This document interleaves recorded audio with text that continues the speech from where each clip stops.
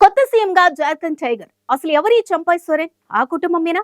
అందరూ ఊహించినట్టుగా జార్ఖండ్ ముఖ్యమంత్రి కుర్చీని హేమంత్ సోరెన్ భార్య కల్పన సోరెన్ అధిరోహించడం లేదు.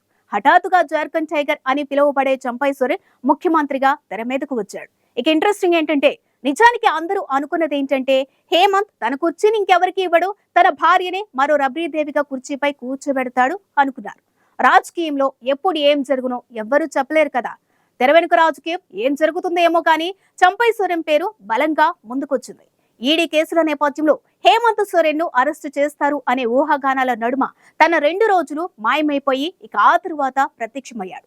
చకచక రాజకీయ పరిణామాలు చోటు చేసుకున్నాయి. జార్ఖండ్ ముక్తి మోర్చా ఎమ్మెల్యేలందరూ సమావేశమై గత రాత్రి 2 ఖాళీ కాగితాలపై సంతకాలు చేసి ఇచ్చారు. ఒకటి కల్పన సోరెన్ కోసం, మరొకటి చంపై సోరెన్ కోసం. కానీ అనంతరం చంపై సోరెన్ ను లెజిస్లేటివ్ పార్టీ లీడర్ గా ఎన్నుకున్నారు. అంటే తనే సీఎం కాబోతున్నాడు అన్నమాట. ఇక ప్రస్తుత ప్రభుత్వంలో చంపై మంత్రిగా ఉన్నాడు. ఎంతకీ ఎవరి మరో సోరెన్? సెబో సోరెన్లు లేదా హేమంత్ సోరెన్ కు ఏమవుతాడు? ఆ సోరెన్ పేరు ఏం సూచిస్తుంది? ఆ కుటుంబానికి బంధువేనా? కాదు. జెలింగోగోడ అని సరైఖేలా ఖుర్సావన్ జిల్లాలో ఓ ఊరు. అక్కడ సిమల్ సోరెన్ అనే ఓ మామూలు రైతు. తన కొడుకు ఈ చంపై సోరెన్.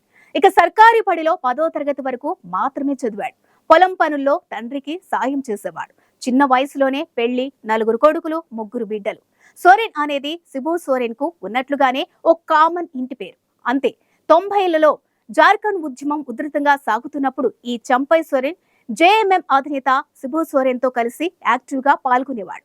ఆ ఉద్యమ కాలంలోనే తనకు జార్ఖండ్ టైగర్ అని పేరు వచ్చింది. ఇక సరైఖేలా నుంచి ఇండిపెండెంట్ గా ఓ ఉప ఎన్నికలో నిలబడి తన రాజకీయ కెరియర్ స్టార్ట్ చేశాడు. ఆ తరువాతే జేఎంఎం లో అధికారికంగా చేరాడు. ఇక అర్జున్ ముండా నేతృత్వంలో ఏర్పడిన బీజేపీ ప్రభుత్వంలోనూ చంపై సోరెన్ మంత్రిగా పనిచేశాడు. 2010 నుంచి 2013 వరకు మంత్రిగా చేశాడు. ఇక ఆ తరువాత రాష్ట్రంలో రాష్ట్రపతి పాలన, ఆ తరువాత హేమంత్ సోరెన్ కేబినెట్ లో పౌర సరఫరాలు, రవాణా మంత్రిగా చేరాడు.